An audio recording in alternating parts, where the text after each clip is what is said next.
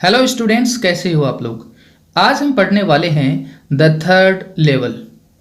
सबसे पहले मैं आपको बताऊंगा कि थर्ड लेवल क्या है। फिर मैं बताऊंगा कि थर्ड लेवल से क्या फ़ायदा है। फिर हम कहानी की बात करेंगे और अंत में इस चैप्टर को लाइन बाय लाइन रीड करेंगे। तो सबसे पहला सवाल, थर्ड लेवल क्या है। अमेरिका के शहर न्यूयॉर्क में एक रेलवे स्टेशन है जो कि अंडरग्राउंड है। इस रेलवे स्टेशन का नाम है ग्रैंड सेंट्रल स्टेशन, या इसका दूसरा नाम है ग्रैंड सेंट्रल टर्मिनल। जब आप इसमें प्रवेश करके सीढ़ियों से नीचे उतरते हो तो फर्स्ट लेवल आता है, जहां आप नॉर्मल ट्रेन्स पकड़ सकते हो, और सीढ़ियां उतरने के बाद आप सेकंड लेवल पर आ जाते हो, जहां आप मेट्रो ट्रेन पकड़ सकते हो।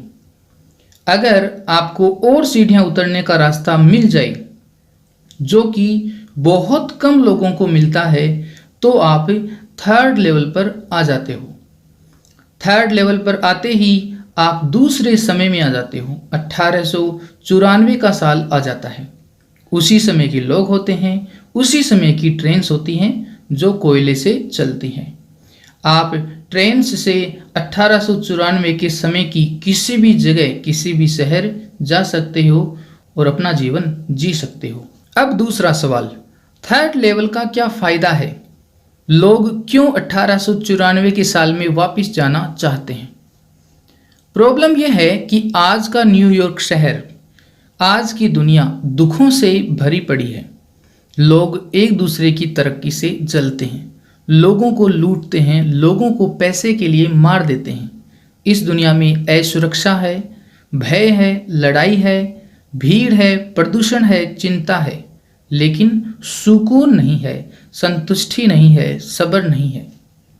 1894 के समय लोगों में एक दूसरे के लिए जलन नहीं थी, असुरक्षा नहीं थी, भय नहीं था, चिंता नहीं थी, भीड़ नहीं थी, प्रदूषण नहीं था। उस समय बड़े बड़े घास के मैदान हुआ करते थे, ऊंचे ऊंचे पेड़ हुआ करते थे।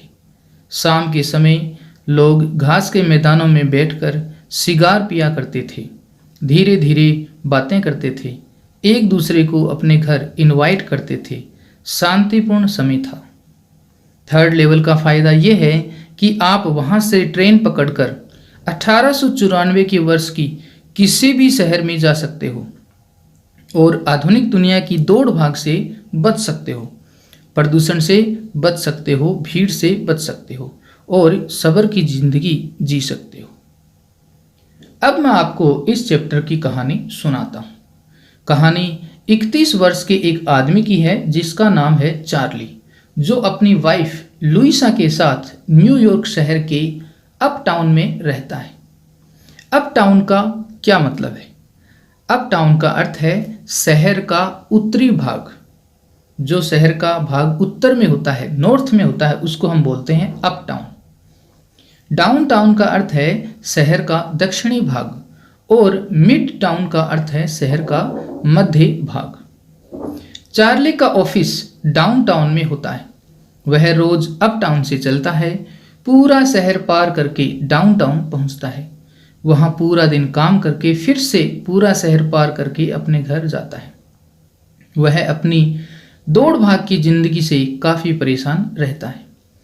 इस परेशानी को दूर करने के लिए वह एक मनोरोग विशेषज्ञ साइकाइट्रिस्ट के पास जाता है या जाता रहता है, जिसका नाम है सैम वीनर। मनोरोग विशेषज्ञ सबसे पहले आपके जीवन के बारे में सब कुछ पूछते हैं, फिर आपकी परेशानी का इलाज करते हैं। सैम वीनर का ऑफिस है। सैम वीनर अपनी चेयर के ऊपर बैठे हैं। उनके सामने चार्ली और उनकी वाइफ लुइसा बैठी हैं। चार्ली कहता है कि पिछले समर की बात है, मुझे ऑफिस में काम करते करते लेट हो गई। मैं अपने ऑफिस से निकला और ग्रैंड सेंट्रल स्टेशन गया ताकि मैं सेकंड लेवल पर जाकर मेट्रो पकड़ लूं और जल्दी घर पहुंच जाऊं। चार्ली कहता है कि मैं ग्रैंड सेंट्रल के अंदर गया, सीढ़ियां उतरकर लेवल 1 पर पहुंचा और वहां से और सीढ़ियां उतरकर लेवल 2 पर गया, लेकिन मैं वहां रास्ता भूल गया। जिस कॉरिडोर में मैं चल रहा था वहाँ मेरे अलावा और कोई नहीं था। मुझे लगा कि मैं गलत रास्ते पर जा रहा हूँ, फिर भी मैं चलता गया। रास्ता लेफ्ट की तरफ मुड़ा, फिर से सीढ़ियाँ आई और मैं सीढ़ियों से नीचे उतर गया और 3rd लेवल पर पहुँच गया। मनोरोग विशेषज्ञ कहता है कि तुम्हारे तो चलते चलते सपने पूरे हो गए कि तुम्हें 3rd लेवल का रास्ता मिला। मनोरोग विशेषज्ञ ने कहा कि चार्ली, तुम इस दुनिया से नाखुश हो, तभी तुमको ये रास्ता मिला है।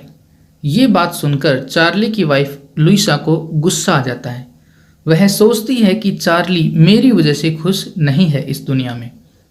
लेकिन मनोरोग विशेषज्ञ सैम वीनर लुइसा को समझाता है कि चार्ली इस दुनिया में जो असुरक्षा है, भय है, लड़ाई है, चिंता है, प्रदूषण है, इन सब से परेशान है। आपकी कोई बात नहीं है। चार्ली ने आगे कहा कि जब मैं 3rd लेवल पर पहुंचा तो मैंने 1894 की वर्ष के समय के आदमी देखे। बड़ी बड़ी मूँछों वाले आदमी, बड़ी बड़ी दाढ़ी वाले आदमी, और वहाँ ट्रेन्स भी कोयले से चलने वाली थी। पक्का करने के लिए चार्ली न्यूज़ बॉय के पास गया और उस दिन का न्यूज़पेपर देखा जिस पर डेट लिखी थी 11 जून 1894। चार्ली ने सोचा कि मैं यहाँ से मेरे लिए और मेरी वाइफ लुइसा के लिए 2 टिकट्स खरीद लेता हूँ और अपनी वाइफ के साथ अमेरिका के दूसरे शहर इलिनॉय में एक जगह है गैल्सबर्ग, वहाँ चला जाता हूँ। जब वह टिकट्स के पैसे देता है तो क्लर्क कहता है कि ये पैसे यहाँ नहीं चलते और अगर तुम मुझे लूटने आए हो तो ज़्यादा दूर भाग नहीं पाओगे। चार्ली के पास पुराने नोट नहीं थे जो 1894 में चलते थे। चार्ली सोचता है कि ये क्लर्क पुलिस को बुला लेगा और पुलिस उसे जेल में डाल देगी। वह वहाँ से निकल जाता है। जिस रास्ते वह गया था उसी रास्ते वापस आ जाता है। दूसरे दिन वह कॉइन डीलर के पास जाता है और नए नोट्स को पुराने नोट्स में बदलवा लेता है। फिर से ग्रैंड सेंट्रल स्टेशन जाता है, उसी रास्ते जाता है, लेकिन उसको 3rd लेवल का रास्ता नहीं मिलता। वह कई दिनों तक उस रास्ते को खोजता रहता है लेकिन वो रास्ता नहीं मिलता। ये सुनकर लुइसा कहती है कि मुझे तुम्हारी बहुत चिंता है। तुम अब अपने काम पर और अपनी सेहत पर ध्यान दो और 3rd लेवल को ढूंढना बंद कर दो। लुइसा और चार्ली अपने घर आ जाते हैं, लेकिन कुछ दिनों बाद चार्ली का मनोरोग विशेषज्ञ गायब हो जाता है। जब सैम वीनर, जो कि चार्ली का मनोरोग विशेषज्ञ होता है, को पता चलता है कि ग्रैंड सेंट्रल स्टेशन में 3rd लेवल भी है तो वह अपना सारा पैसा पुराने नोट्स में बदलवा लेता है और 3rd लेवल को खोजने लगता है। और एक दिन उसको वह रास्ता मिल जाता है जो 3rd लेवल पर जाता है। वह 3rd लेवल से ट्रेन पकड़ता है और गैल्सबर्ग इलिनॉय चला जाता है। 2 सप्ताह रहने के बाद सैम वीनर चार्ली के दादा को लेटर लिखता है और उसमें चार्ली के लिए संदेश लिखता है कि चार्ली, तुम सही थे, मैंने 3rd लेवल को ढूंढ लिया है। मैं डालीज वाली गली में रहने लगा हूँ। कोई पियानो बजा रहा है, सब लोग गाना गा रहे हैं, मुझे शिकंजी पीने के लिए इनवाइट किया गया है। तुम और लुइसा भी 3rd लेवल को ढूंढते रहो और यहाँ आ जाओ। जो चार्ली के दादाजी के लेटर्स थे वो सारे अब चार्ली के पास थे क्योंकि चार्ली के दादाजी तो ख़त्म हो गए। तो जब सैम ने चार्ली के दादा को लेटर लिखा तो वह लेटर अपने आप चार्ली के लेटर्स में आ जाता है। काल्पनिक कहानी है। एक दिन वह उस लेटर को देख लेता है, उसे खोलता है और पढ़ता है। फिर सोचता है कि इस दुनिया में तो मनोरोग विशेषज्ञ भी खुश नहीं है और वो भी 1894 में चले गई और अब चार्ली और लुइसा भी 3rd लेवल को ढूंढने लगते हैं और जिस दिन उनको ये मिलेगा उस दिन वो भी गैल्सबर्ग, जो कि इलिनॉय शहर में है, वहाँ चले जाएंगे। ये इस चैप्टर की कहानी है। अब हम इस चैप्टर को लाइन बाय लाइन रीड करेंगे। The presidents of the New York Central and the New York, New Haven and Hartford railroads will swear on the stake of timetables that there are only 2. अगर आप New York central के president को पूछोगे, जो metro जो train चलती हैं उनका प्रेसिडेंट है, उनसे आप पूछोगे कि आपका जो ग्रैंड सेंट्रल रेलवे स्टेशन है उसमें कितने लेवल हैं, तो वो बताएंगे कि वहाँ पर 2 ही हैं। और अगर आप न्यूयॉर्क, न्यू हेवन और हार्टफोर्ड के जो रेल रोड्स के प्रेसिडेंट हैं उनसे आप पूछोगे कि जो ग्रैंड सेंट्रल रेलवे स्टेशन है उसमें कितने लेवल हैं, तो वो यही बोलेंगे कि वहाँ पर 2 ही हैं। एक तो न्यूयॉर्क के अंदर चलने वाली जो मेट्रो ट्रेन्स हैं उनके लिए लेवल 2, और लेवल 1 पर न्यूयॉर्क, न्यू हेवन और हार्टफोर्ड के लिए चलने वाली ट्रेन से मिलती हैं। ये 2 लेवल हैं। और अगर आप उनको कहोगे कि आप टाइम टेबल का जो ढेर है उसके ऊपर हाथ रख के आप कसम खाओ, क्योंकि जो रेलवे के लोग होते हैं उनके लिए टाइम टेबल सबसे इम्पोर्टेंट होता है। अगर आप उस टाइम टेबल की जो ढेर है उसके ऊपर आप हाथ रख के कसम खिलाओगे तो भी वो यही बोलेंगे कि हाँ, ग्रैंड सेंट्रल रेलवे स्टेशन पर 2 ही लेवल हैं। पहले लेवल पे न्यूयॉर्क, न्यू हेवन और हार्टफोर्ड के लिए ट्रेन मिलती है, और दूसरे लेवल पे न्यूयॉर्क शहर के लिए मेट्रो ट्रेन से मिलती हैं। बट आई से, लेकिन चार्ली कहता है, लेकिन मैं कहता हूँ देर आर 3, कि उस रेलवे स्टेशन पे 3 लेवल हैं। Because I have been on the 3rd level, क्योंकि मैं 3rd लेवल पर जा चुका हूँ, of the Grand Central Station. Yes, I have taken the obvious step. Obvious का मतलब क्लियर, जिस तरीके से हम चलते हैं उसी तरीके से मैं वहाँ पर गया था। आई have taken the obvious step, जैसे कि मैं रोज जाता हूँ वैसे ही मैं गया था। I talked to a psychiatrist friend of mine. जो चार्ली है वो अपने दोस्त, जो कि उसका साइकेट्रिस्ट है, मनोरोग विशेषज्ञ है, उससे बात कर रहा है इस समय। अमंग अदर, दूसरों से भी वह बात कर चुका है, लेकिन अब वह अपने फ्रेंड सैम वीनर से बात कर रहा है। आई टोल्ड हिम, और वह अपने मनोरोग विशेषज्ञ को कहता है about the 3rd level at Grand Central Station, and he said it was a walking dream wish fulfilment. और सैम वीनर, जो उसका मनोरोग विशेषज्ञ है, वो कहता है कि चार्ली, तुम्हारे तो चलते चलते सपने पूरे हो गए। It was a walking dream wish fulfilment. He said, Charlie ने कहा, I was unhappy. Sam Wiener ने कहा कि जो चार्ली है वह नाखुश है। That made my wife kind of mad. इससे मेरी वाइफ लुइसा है वो थोड़ा मैड हो गई, गुस्से में आ गई। बट ही एक्सप्लेन्ड, लेकिन फिर सैम वीनर ने समझाया, दैट ही मेंट, कि उसका मतलब है, चार्ली का मतलब है, the modern world is full of insecurity, fear, war, worry and all the rest of it. Sam Wiener Louisa को समझाता है कि चार्ली के कहने का मतलब है कि ये जो दुनिया है वो असुरक्षा से भरी पड़ी है। भय, युद्ध, चिंता और ऐसी सारी चीज़ें इस दुनिया में भरी पड़ी हैं, और इससे वह परेशान है, इससे वो अनहैप्पी है, तुम्हारी कोई बात नहीं है। And that I just want to escape. और जो चार्ली है वो इस चीज़ों से, इन सब चीज़ों से स्केप होना चाहता है, बचना चाहता है। किन चीज़ों से? असुरक्षा से, भय से, युद्ध से, चिंता से, इन सब चीज़ों से वह बचना चाहता है। कौन बचना चाहता है? चार्ली। ये किसने कहा? सैम वीनर, उसके मनोरोग विशेषज्ञ ने कहा।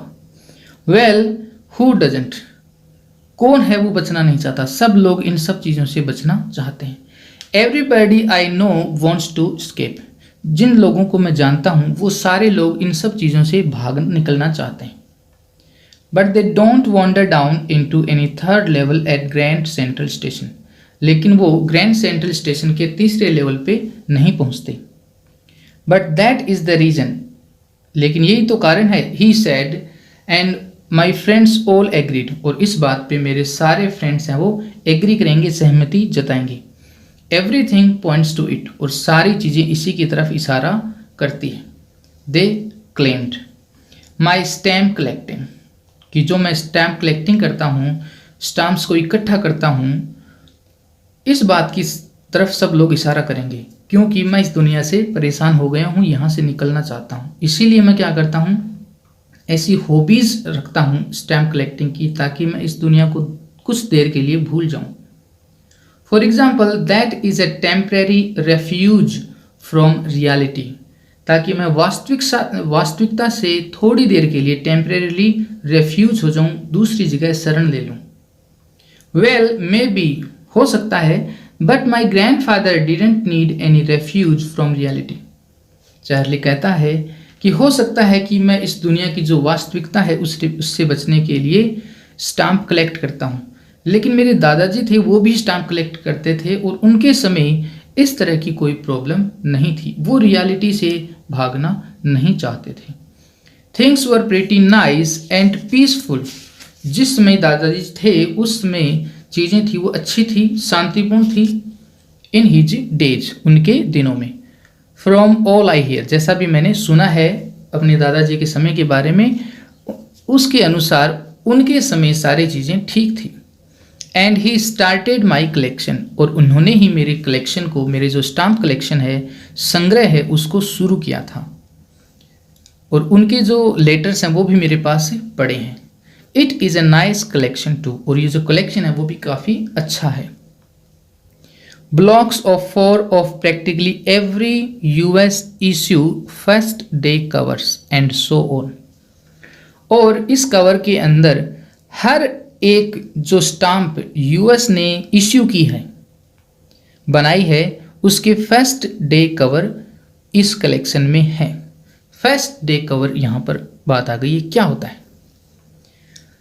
जो पोस्ट ऑफिस होता है उसके अंदर जब आप किसी को लेटर भेजते हो तो लेटर के ऊपर एक स्टाम्प लगाते हो, अलग अलग रुपए की अलग अलग स्टाम्प आती।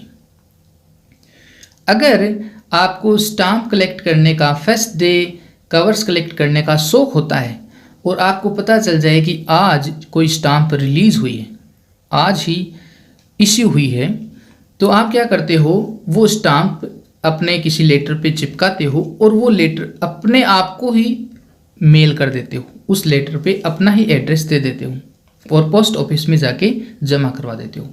पोस्ट ऑफिस में उस पे स्टाम्प लगा देते हैं, ठप्पा लगा देते हैं उस डेट का, तो पता चल जाता है कि इस डेट को लेटर भेजा गया है और इसी दिन वो स्टाम्प इश्यू हुई है और वो लेटर आपके एड्रेस पे पहुंचा दिया जाता है। इससे आपके पास फर्स्ट डे कवर हो जाता है और मोस्टली उसके अंदर, उस लेटर के अंदर कुछ होता नहीं है, ब्लैंक पेपर होता है, क्योंकि वो लेटर पढ़ने के लिए नहीं होता है, लोगों को दिखाने के लिए होता है कि देखो मेरे पास फर्स्ट डे कवर है, जिस दिन ये स्टाम्प इश्यू हुई थी उसी दिन मेरे को ये लेटर मिला है। President Roosevelt collected stamps too, you know. अब चार्ली कहता है कि जो USA, अमेरिका के जो 32वें प्रेसिडेंट थे, प्रेसिडेंट रूजवेल्ट, वो भी स्टाम्प्स को कलेक्ट किया करते थे, वो भी वास्तविकता से डरते थे। Anyway, here is what happened at Grand central. कोई बात नहीं, मेरे साथ जो ग्रैंड सेंट्रल स्टेशन पे हुआ वो ये हुआ, वन नाइट लास्ट समर, पिछले समर एक रात को, I worked late at the office, मैंने देर रात तक अपने ऑफिस में काम किया। I was in hurry to get uptown to my apartment, मुझे बहुत जल्दबाजी थी कि मैं अपने घर चला जाऊं जो कि अप टाउन में है, शहर के उत्तरी दिशा में है। So I decided to take the subway, subway का मतलब होता है मेट्रो, तो मैंने डिसाइड किया कि मैं ग्रैंड सेंट्रल रेलवे स्टेशन पर जाकर मेट्रो पकड़ लूँगा, लेवल 2 पर जाकर, और वहाँ से सीधा घर चला जाऊँगा। From grand central because it is faster than the bus, क्योंकि जो मेट्रो है वो बस से फास्टेस्ट चलती है, क्योंकि मेट्रो में ट्रैफिक नहीं होता है। Now I don't know why this should have happen to me, अब मुझे ये नहीं पता कि ये मेरे साथ क्यों होना चाहिए था। I am just an ordinary guy named Charlie, मैं एक सामान्य इंसान हूँ जिसका नाम है चार्ली, 31 ईयर्स ओल्ड, जो कि 31 साल का है। And I was wearing a tan gabardine suit, summer का जो समय होता है उसमें जो सूट पहने जाते हैं वो होते हैं टैन गैबर्डीन। टैन गैबर्डीन ऐसे सूट होते हैं जिनके अंदर आपको गर्मी नहीं लगती, वो सूट आपको ठंडा रखता है। जो सूट आपको ठंडा रखता है वो होता है tan gabardine suit. And a straw hat, और मैंने एक स्ट्रॉ हैट, राउंड हैट पहनी हुई थी, विद ए फैंसी बैंड, और उस हैट के ऊपर एक बैंड लगा हुआ था जो काफ़ी फैंसी था। I passed a dozen man who looked just like me, और मेरे आसपास से काफ़ी लोग गुजरे जो सेम टू सेम मेरे जैसे ही दिख रहे थे, मुझे नहीं पता क्यों, लेकिन मेरे जैसे ही वो दिख रहे थे। And I wasn't trying to escape from anything, और उस समय मैं कहीं से भागने की कोशिश नहीं कर रहा था। I just wanted to get home to Louisa my wife, मैं वहाँ से सेंट्रल रेलवे स्टेशन से अपने घर अपनी वाइफ लुइसा के पास जाना चाहता था। I turn into Grand Central from Vanderbilt Avenue, मैं वंडरबिल्ट एवेन्यू से ग्रैंड सेंट्रल स्टेशन गया। वंडरबिल्ट एवेन्यू एक गली है जिसमें चार्ली काम करता है, वहाँ से वह ग्रैंड सेंट्रल स्टेशन गया। And went down the steps to the first level, और सीढ़ियाँ नीचे उतर के चार्ली फर्स्ट लेवल पर पहुँचा। Where you take trains like the 20th century, तो जहाँ पर आप नॉर्मल ट्रेन्स जो कि 20वीं शताब्दी में मिलती हैं वैसी ट्रेन्स आप पकड़ के कहीं जा सकते हो, दूसरे शहर में भी जा सकते हो। Then I walked down another flight, flight का मतलब सीढ़ियों का समूह है, another flight to the second level, और चार्ली फिर क्या करता है, दोबारा से सीढ़ियाँ उतरता है। Where the suburban trains, suburban trains का मतलब उपनगरीय ट्रेन्स जो कि नगर के अंदर चलती हैं, जैसे कि वो न्यूयॉर्क के अंदर अंदर चलती हैं, जो कि मेट्रो ट्रेन्स हैं। Leave from and duct into, जहाँ पर उस रेलवे स्टेशन पे मेट्रो जाती हैं और डक इनटू का मतलब आती हैं। एन आर्क्ड डोरवे, और जो अंदर आने का जो डोरवे है वो काफ़ी आर्क्ड है, राउंड है। Heading for the subway and got lost, और वहाँ पर मैं रास्ता भूल गया। एंड गोट लॉस्ट का मतलब अब मैं यहाँ पर रास्ता भूल गया। That is easy to do, और ये काफ़ी आसान भी है क्योंकि जो रेलवे स्टेशन है ग्रैंड सेंट्रल वो काफ़ी बड़ा है, वहाँ पर रास्ता भूलना एक आम बात है। I have been in and out of grand central hundreds of times, मैं सैकड़ों बार इस ग्रैंड सेंट्रल रेलवे स्टेशन के अंदर गया हूँ और बाहर आया हूँ। But I am always bumping into new doorways and stairs and corridors, और हर बार मेरे को ऐसा लगता है कि ये जो डोरवे है, ये जो दरवाज़ा है, ये जो सीढ़ी है, ये जो कॉरिडोर है, ये बिल्कुल नया है, ये मैंने पहले कभी नहीं देखा। Once I got into a tunnel, एक बार मैं एक टनल के अंदर घुस गया, अबाउट ए माइल लॉन्ग, जो कि करीब करीब 1.5 किलोमीटर लंबी थी। And came out in the lobby of the Roosevelt hotel, और जो रूजवेल्ट होटल है उसकी लॉबी में पहुंच गया। लॉबी क्या होती है, जो होटल का मेन एंट्रेंस होता है, जहाँ पर रिसेप्शन होता है और ऊपर जाने के लिए सीढ़ियाँ होती हैं, उसको बोलते हैं लॉबी। तो ये कहता है कि एक बार तो मैं एक टनल के अंदर चला गया और वापस निकला तो वहाँ पर रूजवेल्ट होटल था और उसकी लॉबी थी। अनदर टाइम, दूसरे समय, I came up in an office building on 46th street 3 blocks away, और एक बार मैं इस स्टेशन के अंदर गया तो 3 ब्लॉक छोड़कर जो गली है 46th स्ट्रीट, वहाँ पहुँच गया। समटाइम्स आई थिंक, कई बार तो मैं सोचता हूँ, grand central is growing like a tree, कई बार तो मैं सोचता हूँ कि ये जो ग्रैंड सेंट्रल रेलवे स्टेशन है वो एक पेड़ की तरह से बढ़ रहा है। इसकी जो रूट्स हैं, इसकी जो जड़ें हैं वो एक पेड़ की तरह से बढ़ रही हैं। Pushing out new corridors and staircases like roots, और ये अपने आप ही नए नए कॉरिडोर्स बना रही है और नए नए स्टेयर केसेज, सीढ़ियाँ बना रही है, जैसे कि रूट्स बनाती हैं, पेड़ की जड़ें चलती रहती हैं। There is probably a long tunnel, हो सकता है कि इस रेलवे स्टेशन के नीचे एक लंबी सी सुरंग हो, that nobody knows about, जिसके बारे में हो सकता है कोई नहीं जानता हो। फीलिंग इट्स वे, फीलिंग का मतलब finding, finding it's way under the city right now, और जो कि सुरंग रास्ता अपना ढूंढ रही है ताकि वो कहीं ना कहीं निकल जाए। On its way to Time Square, हो सकता है कि वो जो सुरंग है वो टाइम स्क्वायर का रास्ता ढूंढ रही हो, वहाँ जाने का रास्ता ढूंढ रही हो।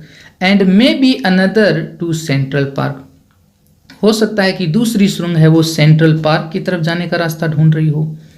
And maybe because for so many people through the years Grand Central has been an exit, a way of escape.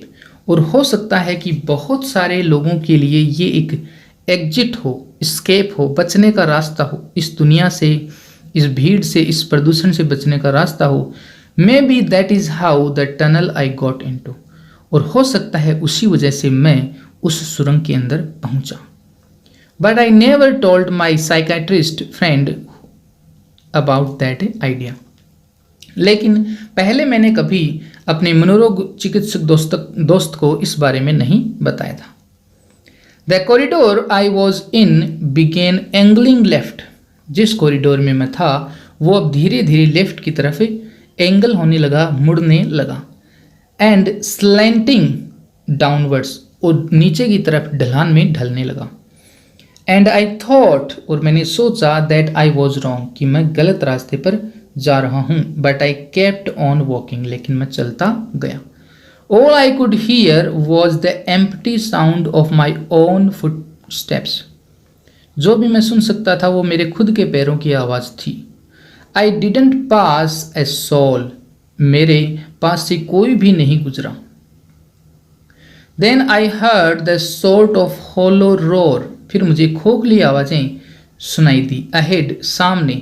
That means open space, इसका मतलब सामने क्या है, खुली जगह है। एंड पीपल टॉकिंग, और मैंने लोगों को बात करते हुए सुना। The tunnel turn sharp left, और जो सुरंग है वो शार्प, तुरंत है वो लेफ्ट की तरफ मुड़ गई। I went down A short flight, flight का मतलब जो स्टेयर हैं उनका ग्रुप, उनका समूह है, सीढ़ियों का समूह, कलेक्टिव नाउन है फ्लाइट। फिर मैं एक सीढ़ियों का समूह है और उतरा। And came out on the third level, और मैं थर्ड लेवल पे पहुंच गया at Grand Central Station. For just a moment, एक क्षण के लिए, आई थॉट, मैंने सोचा, I was back on the second level, एक बार के लिए मैंने सोचा कि मैं दोबारा से सेकेंड लेवल पे आ चुका हूँ। But I so the room was smaller, फिर मैंने देखा कि यहाँ के जो रूम हैं वो तो सेकेंड लेवल से काफ़ी छोटे हैं। देर वर फ्यूअर टिकट विंडोज, और सेकेंड लेवल से कम टिकट विंडोज हैं। एंड ट्रेन गेट्स, और जो ट्रेन गेट्स हैं जहाँ पे ट्रेन आती हैं और जाती हैं वो भी कम है। इसका मतलब ये थर्ड लेवल है।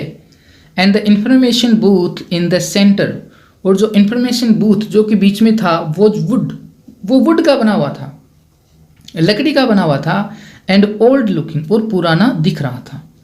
And the man in the booth wore a green eye shade and long black sleeve protectors, और बूथ के अंदर जो आदमी बैठा था उसकी ग्रीन आई शेड थी, और जो उसकी स्लीव प्रोटेक्टर्स थे वो लॉन्ग थे और ब्लैक कलर के थे। द लाइट्स वर डिम, वहाँ की जो लाइट थी वो काफ़ी धुंधली थी, डिम थी। सॉर्ट ऑफ फ्लिकरिंग, वो भी अस्थिर थी, स्थिर नहीं थी। देन आई सो वाई, फिर मैंने देखा कि ये फ्लिकर क्यों कर रही है। They were open flame gas lights, जो आज के समय की जो एलईडी लाइट्स होती हैं वैसी नहीं थी, वो एक ओपन फ्लेम गैस लाइट थी। आगे वाला पेज ओपन करो। देर वर ब्रास स्पिटून्स, वहाँ पर पीतल के बने हुए थूकदान थे। ऑन द फ्लोर, जो कि फर्श पर पड़े थे। एंड अक्रॉस द स्टेशन, फिर मैंने स्टेशन के पार ए ग्लिंट ऑफ लाइट, एक प्रकाश की चमक मैंने देखी। Caught my eye, a man was pulling a gold watch from his vest pocket, एक आदमी अपनी वेस्ट पॉकेट से गोल्ड की वॉच को बाहर निकाल रहा था। He snapped open the cover, उसने कवर को जल्दी से खोला। ग्लांस्ड एट हिज वॉच, अपनी वॉच की तरफ देखा। एंड फ्राउंड, और नाराजगी दिखाई, उसका चेहरा वो गुस्से में दिख रहा था। ही वॉर ए डर्बी हैट, डर्बी हैट क्या होती है, ऐसी हैट जो कि जासूस लोग पहनते हैं, वैसी हैट उसने पहनी हुई थी। ए ब्लैक 4 बटन सूट, और उसका जो सूट था वो ब्लैक कलर का था और 4 बटन्स का था। विद टाइनी लेपल्स, और उसके जो लेपल्स थे वो छोटे छोटे थे। जिस सूट में 4 बटन होते हैं तो उसमें कॉलर के पास में जो मुड़ा हुआ भाग होता है वो बहुत कम होता है, उसको बोलते हैं lapel. And he had a big black handlebar mustache, और उसकी जो मूछें थी वो काफ़ी बड़ी थी, जिनको कोई भी पकड़ के मोड़ सकता है ऊपर की तरफ. Then I looked around and saw that everyone in the station was dressed like 1890 something. फिर मैंने स्टेशन में देखा कि जो जितने भी लोग हैं वो लगभग 1890 के आसपास की जो वर्ष हैं उस तरह के कपड़े हैं, उस तरह के लोग हैं. I never saw so many beards. मैंने इतने सारे दाढ़ी वाले आदमी एक साथ नहीं देखे. साइडबर्न्स, इतने सारी बड़ी बड़ी कलम वाले आदमी नहीं देखे. And fancy mustaches in my life, और इस तरह के जो फैंसी मूछों वाले आदमी मैंने कभी नहीं देखे. इस समय के आदमी तो 1890 में या 1890 के आसपास किसी वर्ष में थे. A woman walked in through the train gate. एक औरत आई.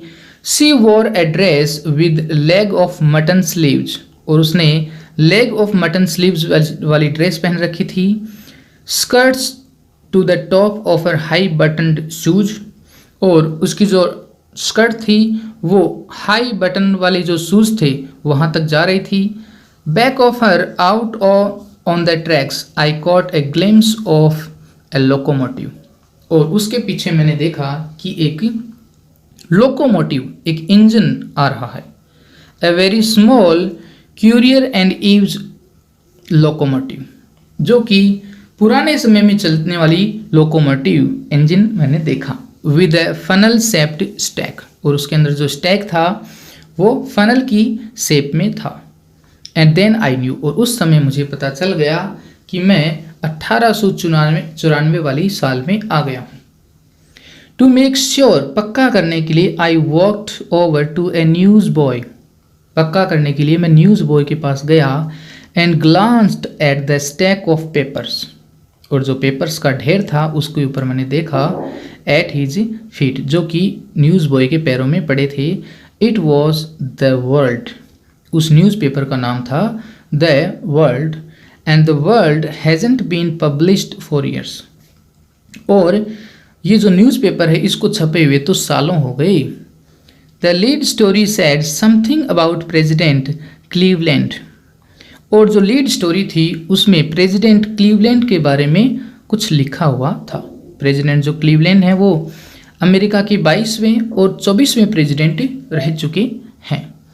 I have found that front page since in the public library files, ऐसा ही मैंने पेज पब्लिक लाइब्रेरी की फाइल्स के अंदर देखा था. एंड इट वॉज प्रिंटेड जून 11, 1894, और इस पे लिखा हुआ था, इस न्यूज़पेपर पे डेट लिखी हुई थी 11 जून 1894.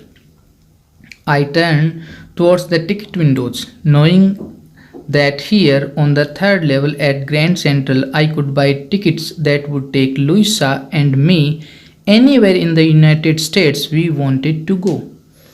अब चार्ली टिकट विंडो की तरफ मुड़ता है. उसको पता है कि यहाँ से मैं यूनाइटेड स्टेट के अंदर कहीं भी जा सकता हूँ 1894 के साल में, in the year 1894, and I wanted 2 tickets to Galesburg, Illinois.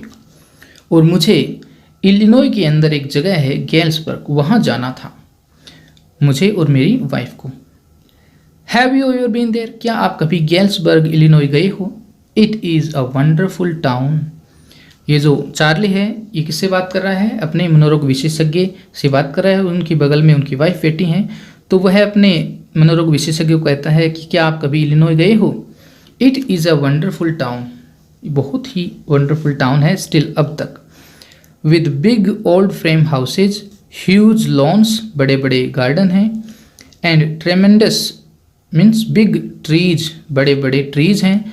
Whose branches meet overhead, जो कि आसमान तक उनकी ब्रांचेज जाती हैं. एंड रूफ द स्ट्रीट्स, जो ब्रांचेज गलियों की रूफ की तरह से काम करती हैं. And in 1894 summer evening were twice as long, और जो 1894 की जो समर्स की जो शाम का समय होता था वो इस समय के दुगना हुआ करता था. And people sat out in their lawns, लोग शाम के समय अपने लॉन में बैठ जाते द मेन स्मोकिंग सिगार्स, और जो आदमी लोग हैं वो सिगार को पीते, एंड टॉकिंग क्वाइटली, और चुपचाप बातें करते।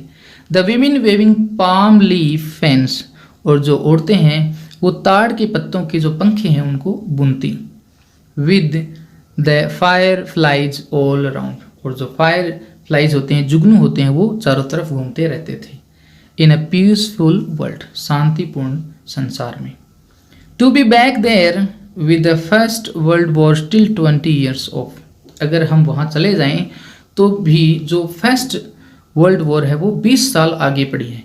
And world war second over 40 years in the future, और जो वर्ल्ड वॉर सेकेंड है वो अभी 40 ईयर्स आगे पड़ी है। I wanted 2 tickets for that, और वहाँ पर जाने के लिए मुझे 2 टिकट्स की ज़रूरत थी, एक मेरे लिए और एक मेरी वाइफ के लिए। The clerk figured the fair, figure का मतलब बताना, क्लर्क ने बताया कि इतना किराया आपका लगेगा। He glanced at my fancy hat band, और क्लर्क ने मेरे फैंसी हैट बैंड को देखा। But he figured the fare, लेकिन उसने किराया बताया। And I had enough for 2 coach tickets, और मेरे पास काफ़ी रुपए थे कि मैं 2 कोच टिकट्स खरीद सकूँ, 1 वे, एक तरफ की, दोनों तरफ की नहीं, एक तरफ की, क्योंकि उनको सिर्फ जाना है, वापस नहीं आना है। But when I counted out the money and looked up, the clerk was staring at me. Charlie कहता है कि जब मैंने पैसों को निकाल के गिना तो क्लर्क मेरी तरफ घूर रहा था। ही नोडेड एट द बिल्स, उसने बिल्स की तरफ नोट किया, गर्दन से इशारा किया कि ये बिल ले लो। दैट एंट मनी मिस्टर, फिर उसने कहा कि जो पैसे आप मुझे दे रहे हो ये पैसे नहीं हैं, क्योंकि उस समय ये नए वाले पैसे चलते नहीं थे, तब तो पुराने पैसे चलते थे। He said, and if you are trying to skin me, और तुम ये सोचते हो कि तुम मेरे को लूटने के लिए आए हो, you want get very far, तो तुम यहाँ से दूर भाग नहीं पाओगे। मैं पहले ही तुमको पकड़ लूँगा और पुलिस को पकड़वा दूंगा, पुलिस तुमको जेल में डाल देगी। And he glanced at the cash drawer beside him, और फिर क्लर्क ने अपने साइड में पड़े कैश के जो ड्रॉर है उसको देखता है। Of course the money was old style bills, half again as big as the money we use nowadays, और उस समय के जो बिल्स हैं, जो पैसे हैं, वो आधी साइज में हैं जो आज के समय उनके अकॉर्डिंग देखें तो। द डिफरेंट लुकिंग, और काफ़ी अलग दिखते हैं। आई टर्न अवे, चार्ली मुड़ गया। एंड गोट आउट फास्ट, और जल्दी जल्दी बाहर निकल गया। There is nothing seen nice about jail even in 1894, वह कहता है कि जेल्स हैं वो अच्छे नहीं होते, चाहे वो 1894 की ही जेल क्यों ना हो, और वह जेल नहीं जाना चाहता था, इसलिए वह वहाँ से जल्दी जल्दी बाहर निकल गया। एंड दैट वॉज दैट, सिर्फ ये हुआ। I left the same way I came, जिस रास्ते से मैं गया था उसी से मैं बाहर आ गया। आई सपोज, मुझे लगता है ऐसा कि मैं उसी रास्ते से वापस आ गया। नेक्स्ट डे, अगले दिन, ड्यूरिंग लंच आवर, जब लंच का टाइम हुआ ऑफिस में, I drew $300 out of the bank, मैं अपने बैंक में गया और $300 को बैंक में से निकाला। नियरली ऑल वी हैड, जो भी हमारे पास थे करीब $300, उन सबको मैंने निकाल लिया। And bought old style currency, और जो पुराने समय में 1894 में जो करेंसी चलती थी उसको खरीद लिया। That really worried my psychiatrist friend, और इससे मेरा जो दोस्त है मनोरोग विशेषज्ञ वो काफ़ी चिंतित लगने लगा। You can buy old money at almost any coin dealers, अगर आप चाहो तो किसी भी कॉइन डीलर के पास जाकर पुराने पैसे खरीद सकते हो। बट यू हैव टू पे ए प्रीमियम, लेकिन आपको इसके लिए चार्ज देना पड़ेगा। ऐसा नहीं कि आप $200 दोगे तो $200 मिल जाएंगे, नहीं। My $300 bought less than 200 in old style bill, जब मैंने $300 दिए तो मुझे वापस सिर्फ $200 मिले पुरानी स्टाइल वाले बिल में, बाकी फीस लग गई। बट आई डिडेंट केयर, लेकिन इससे कोई फ़र्क नहीं पड़ता। Eggs were 13 cents a dozen in 1894, इस लाइन का मतलब है कि 1894 में इतनी ज़्यादा महंगाई नहीं थी, तो इससे कोई फ़र्क नहीं पड़ता। But I have never again found the corridor that leads to the 3rd level at Grand Central Station, लेकिन चार्ली कहता है कि फिर मैंने काफ़ी बार उस कॉरिडोर को खोजने की कोशिश की जो कि 3rd लेवल तक जाता है, लेकिन मैं उसको कभी खोज नहीं पाया। Although I have tried often enough, बाकी मैंने कोशिश है वो पूरी कर ली है। लुइसा वॉज प्रीटी वरिड, इससे इस बात को सुनकर जो लुइसा है वो थोड़ी चिंतित हो गई। When I told her all this and didn't want me to look for the third level any more, और लुइसा ने कहा कि मैं नहीं चाहती कि तुम थर्ड लेवल को इतना ज़्यादा खोजो और इसको खोजना बंद कर दो। एंड आफ्टर अ वाइल, और कुछ दिनों बाद में आई स्टॉप्ड, मैंने इसको खोजना बंद कर दिया।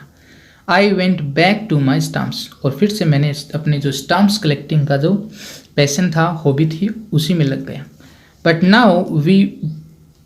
Now we are both looking, लेकिन अब हम दोनों, चार्ली और उसकी वाइफ दोनों ढूंढ रहे हैं इसको, थर्ड लेवल को। क्यों? क्योंकि इनका जो मनोरोग विशेषज्ञ है वो गायब हो गए हैं। एवरी वीकेंड, हर एक वीकेंड को हम क्या करते हैं, थर्ड लेवल को ढूंढने की कोशिश करते हैं। Because now we have proof that the third level is still there, क्योंकि हमारे पास प्रूफ है कि जो थर्ड लेवल है वो अभी भी वहीं है, उस ग्रैंड सेंट्रल रेलवे स्टेशन के अंदर ही है। My friend Sam Weiner disappeared, क्योंकि मेरा जो फ्रेंड है सैम वीनर, जो कि मनोरोग विशेषज्ञ है, वो गायब हो गया है।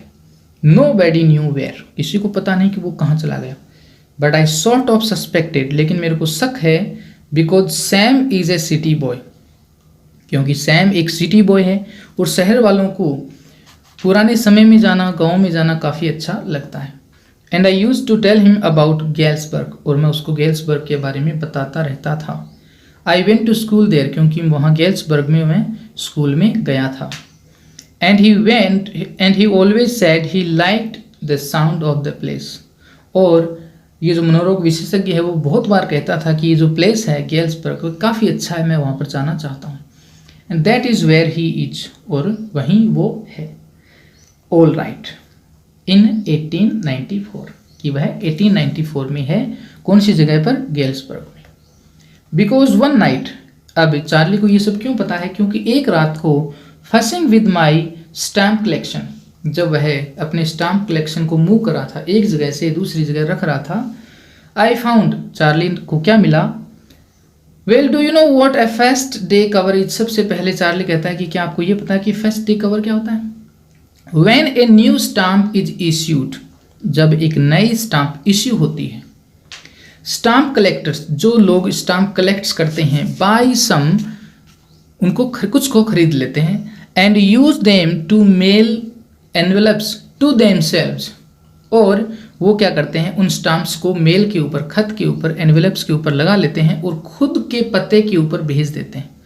On the very first day of sale, जिस दिन वो स्टाम्प इश्यू हुई है उसी दिन वो अपने आप को वो लेटर भेज देते हैं। And the postmark proves the date, और पोस्ट ऑफिस की जो मार्क होती है, स्टाम्प होती है, वो लगने के बाद में प्रूव हो जाता है कि ये जो स्टाम्प जिस दिन इश्यू हुई है उसी दिन ये लेटर आया है। The envelope is called a first day cover, और उसी एनवेलप को कहा जाता है first day cover.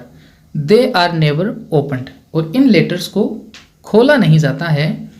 You just put blank paper in the envelope, जो खत होता है उसके अंदर आप खाली पेपर डालते हो, क्योंकि ये पढ़ने के लिए, खोलने के लिए नहीं होते हैं, ये सिर्फ कलेक्शन के लिए होते हैं। दैट नाइट, उस रात को, among my oldest first day covers I found one that shouldn't have been there. उस दिन चार्ली को एक खत मिला जो कि वहाँ नहीं होना चाहिए था, बट देयर इट वॉज, लेकिन वो वहाँ था, क्योंकि उसके पास वो जितने भी थे लेटर्स थे वो फर्स्ट डे कवर्स थे, और जो एक बीच में लेटर था वो फर्स्ट डे कवर नहीं था। It was there because someone had mailed it to my grandfather at his home in Galesburg.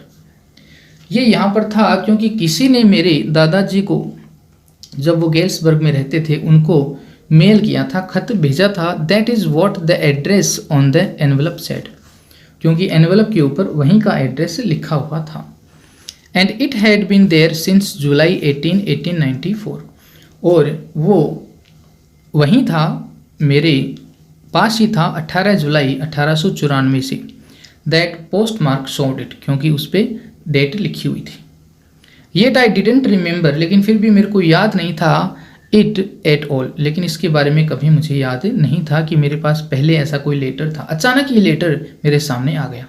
The stamp was a 6 cent की उसके ऊपर एक स्टाम्प लगी थी, डल ब्राउन, उसका जो कलर था वो डल ब्राउन था, with a picture of president Garfield, और प्रेसिडेंट गारफील्ड की उस पर पिक्चर लगी हुई थी, जो कि अमेरिका के 20वें प्रेसिडेंट थे।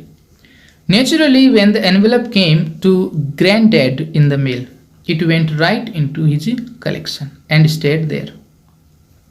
और जब दादाजी को ये लेटर मिला तो वो डायरेक्ट उनके कलेक्शन में चला गया। उनको लगा कि ये फर्स्ट डे लेटर है जो मैंने ही अपने आप को पोस्ट किया था। Till I took it out and opened it, और फिर मैंने इसको बाहर निकाला और खोला। The paper inside wasn't blank, लेकिन इसके अंदर जो पेपर था वह ब्लैंक नहीं था। इट रेड, इसमें लिखा हुआ था सबसे पहले एड्रेस, जहाँ से आप लेटर भेजते हो वहाँ की हम सबसे पहले डेट लिखते हैं। 941 विलर्ड स्ट्रीट, गैल्सबर्ग, इलिनॉय, जुलाई 18, 1894, ये डेट है और इस एड्रेस से ये लेटर भेजा गया है। जब भी हम लेटर भेजते हैं तो सबसे पहले खुद का एड्रेस लिखते हैं। चार्ली, ये किसको लेटर भेजा गया है? चार्ली को। I got to wishing that you were right, मैं आशा कर ही रहा था कि तुम सही निकलो। Then I got to believing you were right, फिर मुझे विश्वास हो गया कि तुम सही थे। And Charlie, it is true, Charlie ये सच है। I found the third level, मैंने थर्ड लेवल को ढूंढ लिया है, ये सच है। I have been here 2 weeks, मुझे यहाँ आए हुए 2 सप्ताह हो गई हैं। एंड राइट नाउ, और अब मैं हूँ down the street at the Dalys, और जो डाली थिएटर है उस वाली गली में मैं फिलहाल हूँ, वहीं रहता हूँ। समवन इज प्लेइंग पियानो, कोई पियानो बजा रहा है। And they all out on the front porch, और वो सारे अपने घर के सामने वाले बरामदे में बैठे हैं। सिंगिंग, गाना गा रहे हैं। सेइंग नेली होम, गाने का नाम है सेइंग नेली होम, ये एक गाने का नाम है। And I am invited over for lemonade, और मुझे शिकंजी पीने के लिए इनवाइट किया गया है। कम ऑन बैक, आप लोग भी, चार्ली एंड लुइसा, आप लोग भी वापिस आ जाओ, पीछे के सालों में आ जाओ, 1894 में आ जाओ। Keep looking till you find, ढूंढते रहो जब तक कि आपको मिल नहीं जाता the third level. It is worth it, ये ढूंढने के लायक है। बिलीव मी, मेरा विश्वास करो, ये जो टाइम है ये काफ़ी अच्छा है। यहाँ पर कोई प्रदूषण नहीं है, कोई जलन नहीं है, कोई चिंता नहीं है, कोई असुरक्षा नहीं है। मेरा विश्वास करो, ये जो थर्ड लेवल है ये ढूंढने लायक है, जीने लायक है। The note is signed Sam, और सबसे नीचे यहाँ पर सैम के साइन थे। इसका मतलब ये लेटर किसके द्वारा लिखा गया है? सैम के द्वारा लिखा गया है। At the stamp and coin store I go to, ये जो चार्ली है वो उस स्टाम्प और कॉइन स्टोर में जाता है जो स्टाम्प उस लेटर पे लिखी हुई है, जो सैम का जो लेटर है जिस पे वो स्टाम्प लगी हुई है, उस स्टाम्प पे वह जाता है, स्टाम्प स्टोर पे वह जाता है।